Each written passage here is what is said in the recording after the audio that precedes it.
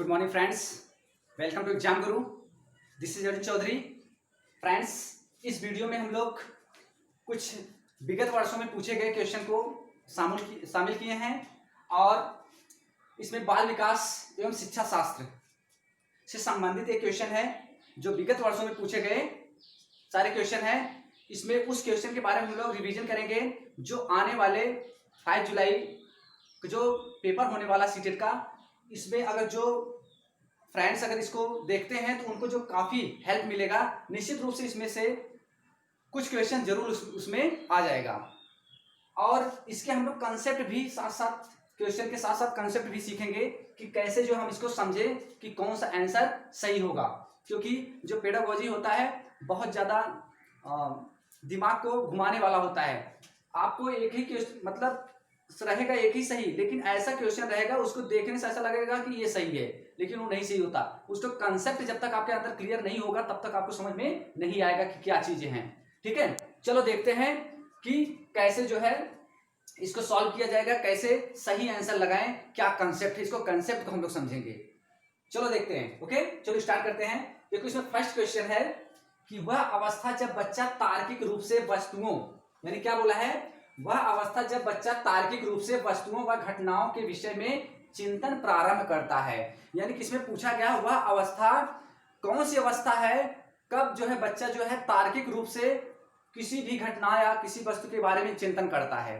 तो हमको तुरंत जो इसके कंसेप्ट को अपने दिमाग में रखना है। क्या बोल रहा है, देखो वह अवस्था जब बच्चा तार्किक रूप से वस्तुओं और घटनाओं के विषय में चिंतन प्रारंभ करता है। बच्चा कब जो है किसी वस्तु के बारे में किसी चीज के बारे में चिंतन करना प्रारंभ करेगा, कब, वह कौन सी अवस्था होती है।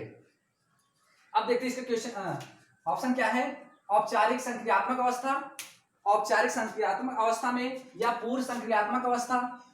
औपचारिक संक्रियात्मक अवस्था होगा ही नहीं। दूसरा क्या है, पूर्व संक्रियात्मक अवस्था। और ये इसमें जो है अपने माइंड में क्लियर रखना कि देखता हूं कि कितने आपका आंसर सही है या गलत है, उसके बाद मैं आंसर बताऊंगा, कुछ समय दे रहा हूं आपको। ठीक है, चलो देखें। औपचारिक संक्रियात्मक अवस्था या पूर्व संक्रियात्मक अवस्था या संवेदी प्रेरक अवस्था या मूर्त संक्रियात्मक अवस्था। अब इसमें आपको अपने दिमाग में ले लेना है कौन सी अवस्था है जिसमें बच्चा जो है तार्किक रूप से किसी घटना के बारे में चिंतन करना शुरू कर देता है, किसी चीज के बारे में सोचना समझना शुरू कर देता है।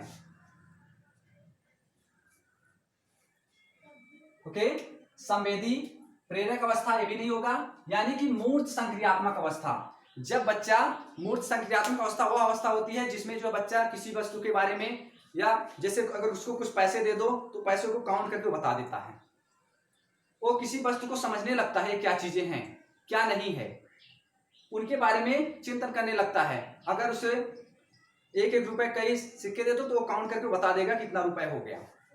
या कोई चीज रहता है तो उसके बारे में वो चिंतन करता है कि कैसा है। तो कौन सी अवस्था होती हो,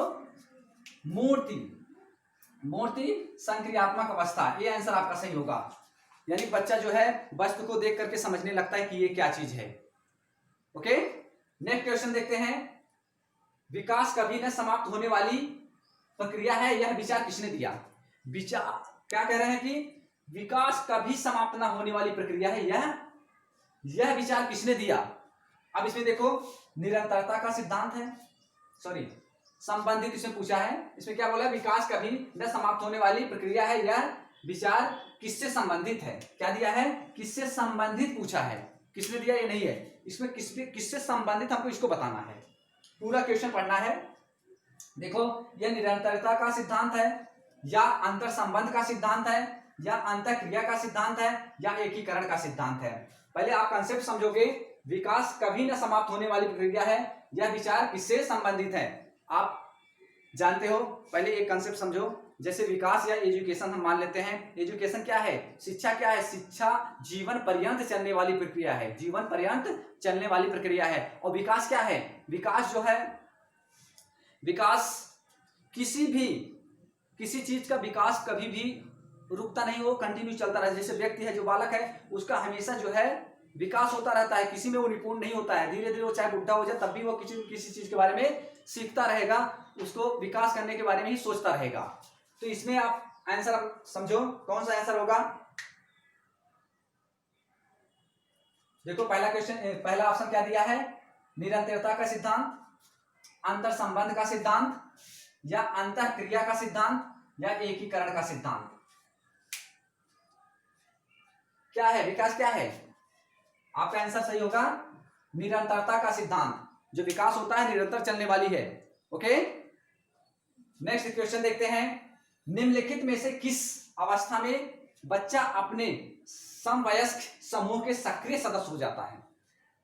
यानी कि निम्नलिखित में से किस अवस्था में बच्चा अपने समवयस्क समूह के सक्रिय सदस्य हो जाते हैं? कौन सी अवस्था हो? अवस्था के बारे में हम समझेंगे। प्रौढ़ावस्था, किशोरावस्था में, या बाल्यावस्था में, या पूर्व बाल्यावस्था में? कौन सा है? आप अपने दिमाग में क्वेश्चन आंसर ले लो, फिर देखो मैच करो कि आपका सही है क्या गलत। चलो देखते हैं कि निम्नलिखित में से किस अवस्था में बच्चा अपने समवयस्क समूह के सक्रिय सदस्य हो जाता है? कब जो है सक्रिय सदस्य हो जाता है? अपने समकक्ष, अपने हम उम्र के साथ जो है ज्यादा प्रेम या लगाव रखने लगता है। अब आपको समझ में आया होगा कि कौन सा आंसर होगा। कौन सी अवस्था होती है जब अट्रैक्शन होती है एक दूसरे से, लोगों से प्रेम व्यवहार बनने लगता है? कौन सी अवस्था होती है? हाँ बिल्कुल सही, आपका क्या आंसर होगा? किशोरावस्था। क्या होगा? किशोरावस्था में, किशोरावस्था में बच्चा अपने समवयस्क समूह के सक्रिय सदस्य बन जाता है। दूसरा क्या है? विशेष रूप से प्राथमिक स्तर पर विद्यार्थियों की सीखने संबंधी समस्याओं को संबोधित करने का सबसे बेहतर तरीका है। क्या है? विशेष रूप से प्राथमिक स्तर पर विद्यार्थियों की सीखने संबंधी समस्याओं को संबोधित करने का सबसे बेहतर तरीका कौन सा है? अब बताओ, जैसे हम किसी बच्चे को पढ़ा रहे हैं, किसी को शिक्षा दे रहे हैं, तो सबसे बेहतर तरीका क्या होगा, ये पूछा जा रहा है। अब इसमें देखो कि पहला ऑप्शन क्या है? महंगी और चमकदार सहायक सामग्री का प्रयोग करके। क्या है इसमें? जो महंगी और चमकदार सहायक सामग्री का प्रयोग करके, या सरल एवं रोचक पाठ्य पुस्तकों का प्रयोग करके, या कहानी कथन पद्धति का प्रयोग करना, या अक्षमता के अनुरूप विभिन्न शिक्षण पद्धतियों का प्रयोग करना। दिमाग में ले लो आंसर कि कौन सा आंसर आपका सही होगा।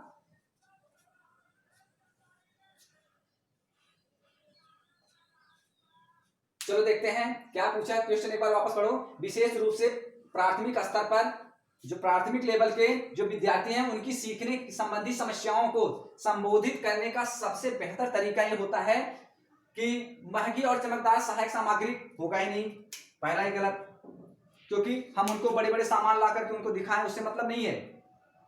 दूसरा, सरल एवं रोचक पाठ्य पुस्तकों का प्रयोग, सरल एवं रोचक पाठ्य पुस्तकों का प्रयोग, ये कुछ हद तक थोड़ा सा कुछ सही है। अभी और देखता हूं। कहानी कथन पद्धति का प्रयोग करना, कहानी कथन पद्धति का प्रयोग करके उन्हें रोचक बनाया जाए, या अक्षमता के अनुरूप विभिन्न शिक्षण पद्धतियों का प्रयोग किया जाए। ओके, ये सही होगा। सटीक आंसर क्या है आपका?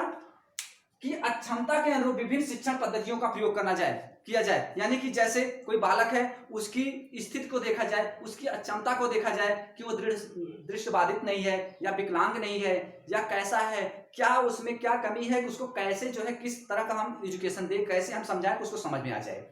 तो हमको क्या देखना है कि अक्षमता के अनुरूप विभिन्न शिक्षण पद्धतियों का, यानी कि उसकी अक्षमता को देख करके हमें शिक्षण पद्धति को अपनाना है, तब जाकर के वो बच्चों को समझ में आ जाएगा। आपका सही आंसर क्या होगा? डी ऑप्शन होगा, अक्षमता के अनुरूप विभिन्न शिक्षण पद्धतियों का प्रयोग करना। ओके, नेक्स्ट देखते हैं। परिवार एक साधन है, परिवार एक साधन है। अब इसमें परिवार क्या है, कैसा साधन है, आपको इसमें बताना है। अनौपचारिक शिक्षा का, या दूरस्थ शिक्षा का, या गैर औपचारिक शिक्षा का, या औपचारिक शिक्षा का। अब आपको इसमें आंसर ढूंढना है।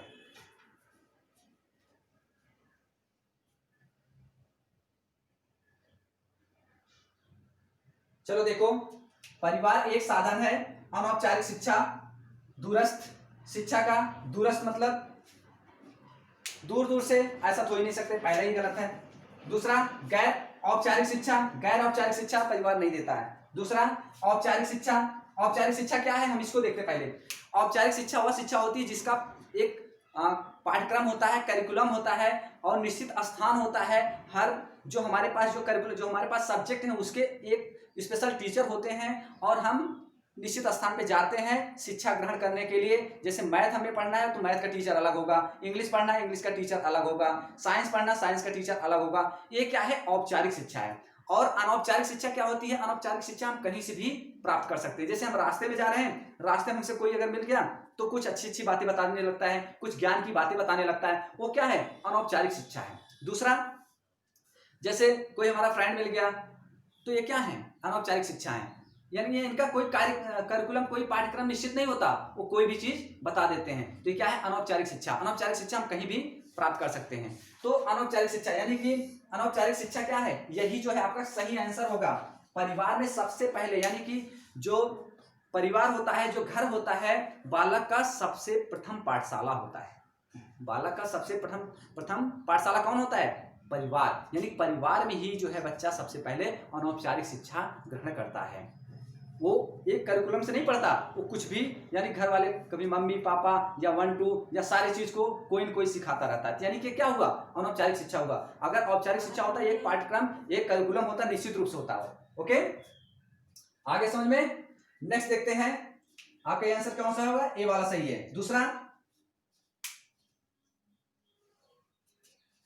दूसरा देखते हैं शिक्षक के लिए सबसे महत्वपूर्ण क्या है। एक शिक्षक है उसके लिए सबसे महत्वपूर्ण क्या है? कोई शिक्षक है और उस शिक्षक के लिए सबसे महत्वपूर्ण क्या होना चाहिए, ये हमें अपने दिमाग में देखना है। कक्षा में अनुशासन बनाए रखना, यानी कि जो शिक्षक है सबसे पहला उसका क्या होना चाहिए? उसके अंदर कक्षा में अनुशासन बनाए रखना, एक सुविधा होना, यानी क्या है? कक्षा में यानी कि जो टीचर है वो अपने कक्षा में अपने क्लास में अनुशासन बनाए रखना, ये महत्वपूर्ण है। या एक सुवक्ता होना, यानी कि बहुत अच्छा वक्ता, बहुत अच्छी अच्छी बातें बोलता है, बहुत बेहतर बातें बोलता है, कि ऐसा होना हो टीचर को होना चाहिए। या कक्षा में समयानुवर्ती होना, मतलब समयानुवर्ती होना मतलब समय से उपस्थित होना, यानी समय से आना, ऐसा होना चाहिए। दूसरा है, अगला देखते हैं इसमें, विद्यार्थियों की कठिनाइयों को दूर करना। अब आप अपने आंसर अपने दिमाग में रख लो।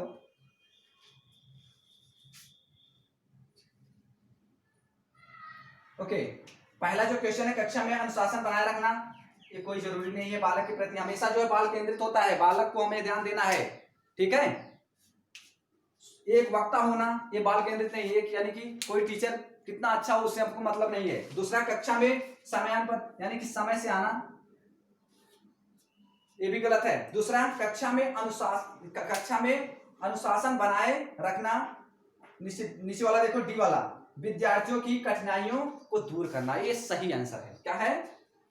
करें विद्यार्थियों की कठिनाइयों को दूर करना। एक अच्छा अध्यापक वही होगा जो विद्यार्थियों की कठिनाइयों को दूर करे। उसके अंदर ऐसी चीजें होनी चाहिए, एक कुशल अध्यापक के अंदर ऐसा होना चाहिए कि वो जो है विद्यार्थियों के जो कठिनाइयां हैं, जो उनकी परेशानियां हैं, जो उनको समझ नहीं आ रहा उसको दूर करना, ऐसी चीज उनके अंदर होना चाहिए, वो कुशल अध्यापक है। सबसे महत्वपूर्ण ये है। अगला देखते हैं, असंगठित घर से आने वाला बच्चा सबसे अधिक कठिनाइयों का अनुभव करेगा। जैसे असंगठित कोई भी घर है, कोई उस घर से कोई बच्चा आ रहा है, यानी कोई घर है उस घर में जितने भी लोग हैं सब असंगठित हैं, उसके घर में जो है कोलाहल होती रहती है, झगड़े गाली एक दूसरे के देते रहते हैं, चाचा मम्मी एक दूसरे से क्या है हमेशा झगड़ा होता रहता है। अगर उस घर से बच्चा स्कूल में आता है तो उसकी सबसे बड़ी परेशानी क्या होगी, इसको हमें समझना है। देखो ऑप्शन, सुनिर्मित पाठों में उसको दिक्कत होती है, या अभ्यास पुस्तिका में दिक्कत होती है, या नियोजित निर्देशनों में दिक्कत होती है, या स्वतंत्र अध्ययन में दिक्कत होती है।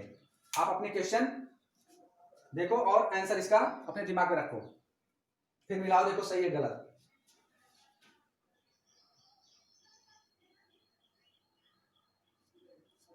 सुनिर्मित पाठों में कोई दिक्कत नहीं है, गलत है। अभ्यास पुस्तिका में ये भी गलत है। नियोजित निर्देशन में ये भी। स्वतंत्र अध्ययन में बालक क्या करता है? बालक चाहता है कि मैं स्वतंत्र जैसा मन कहे वैसा पढ़ूं, वो ऐसा चाहता है। जब वो संगठित, अगर जो अच्छे घर के होते हैं वहां पे एक निश्चित क्या होती, पंक्चुअल रहते हैं वहां के लोग, शांत रहते हैं, हम जहाँ पे माहौल में जिस माहौल में रहते हैं उसी तरह हम माहौल ढूंढते हैं। तो इसलिए अगर अच्छे घर का होता बच्चा, अगर उसको जो चीज़ बोला जाएगा उसी तरह वो करेगा। लेकिन जब बिगड़े ही घर से आएंगे तो जाकर क्लास में भी वो अपने आप को ही सोचेंगे हमको स्वतंत्र लेना, स्वतंत्र रूप से रहना है। तो ये जो सबसे बड़ी उनको दिक्कत होगी, यानी स्वतंत्र अध्ययन में उनको प्रॉब्लम होगी, क्योंकि वहां पे जो है उनको पंक्चुअल रहना है। ओके, चलो नेक्स्ट देखते हैं।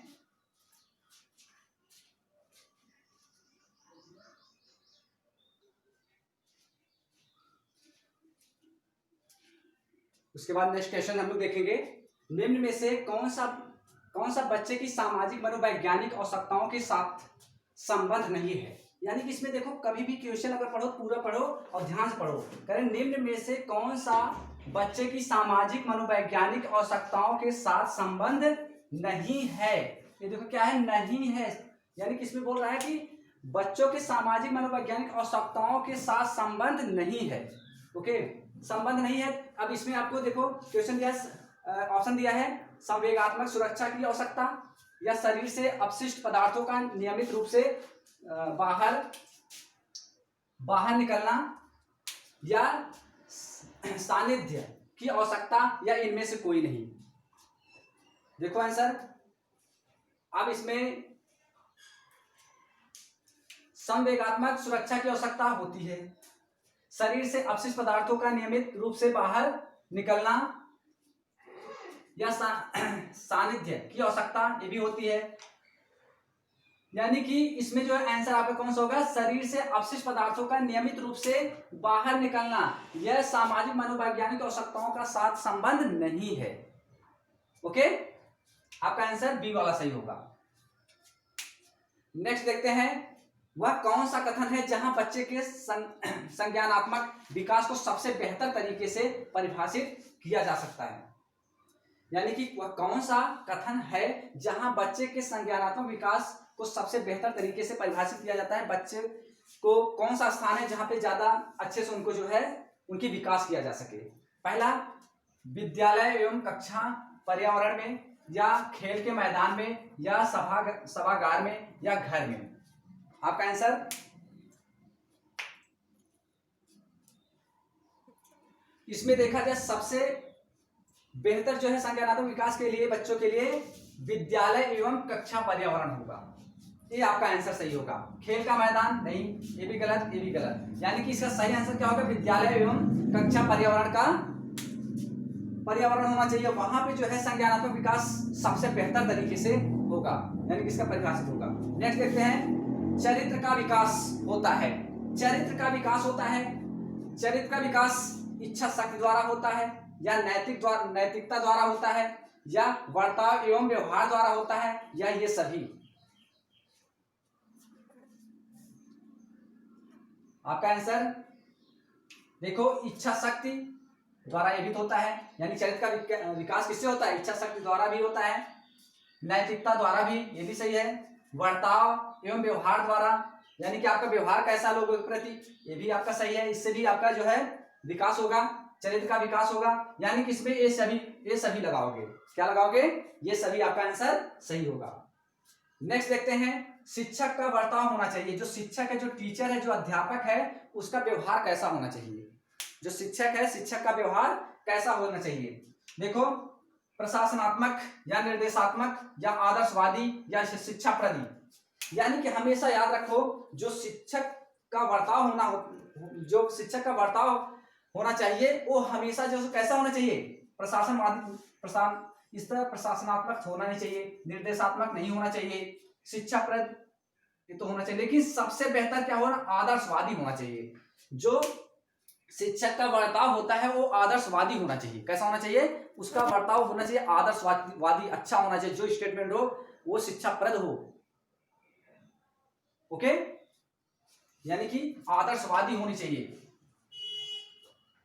आपका आंसर कैसा होगा, आदर्शवादी। सबसे बेहतर ये भी है, लेकिन उससे बेहतर आदर्शवादी, ये सही है। आपको इस आंसर लगाना है, अगर दोनों दिया रहे तो आदर्शवादी लगाना है।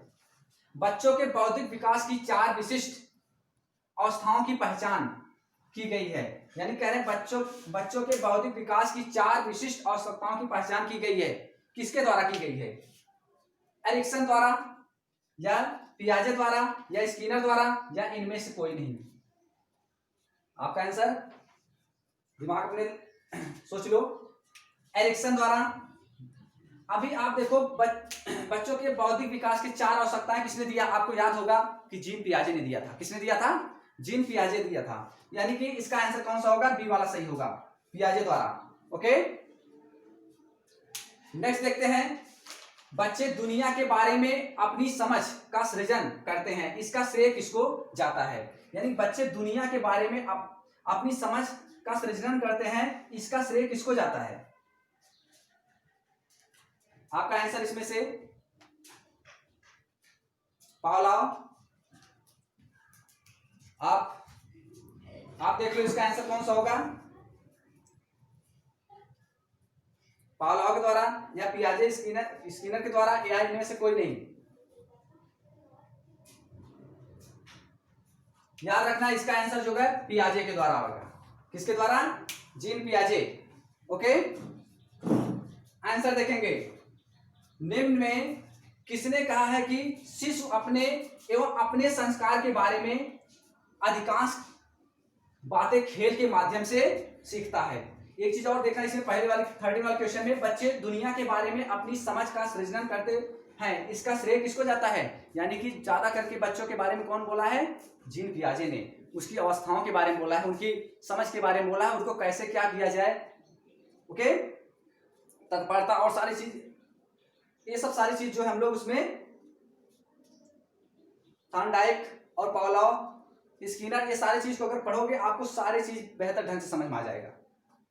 देखते हैं निम्न में से किसने कहा है कि शिशु अपने एवं अपने संस्कार के बारे में अधिकांश बातें खेल के माध्यम से सीखते हैं? इसका आंसर कौन सा होगा? क्रो के द्वारा या जॉन डीवी के द्वारा या ग्रेसल के द्वारा या स्ट्रैंग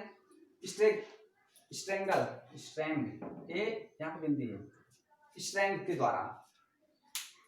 ओके, आप अपना आंसर देखो। निम्न में से किसने कहा है कि शिशु अपने एवं अपने संस्कार के बारे में अधिकांश बातें खेल के माध्यम से सीखते हैं? क्रो तो बोले नहीं है, जॉन डीवी भी नहीं बोले हैं, ग्रेसल नहीं बोले हैं। आपका आंसर जो है सी पे जाएगा, डी पे। ओके, स्ट्रेंथ, ये आंसर आपका सही होगा।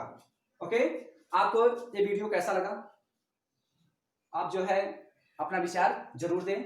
ओके, अगर आपको अच्छा लगा हो लाइक और सब्सक्राइब जरूर करें। Okay, thank you.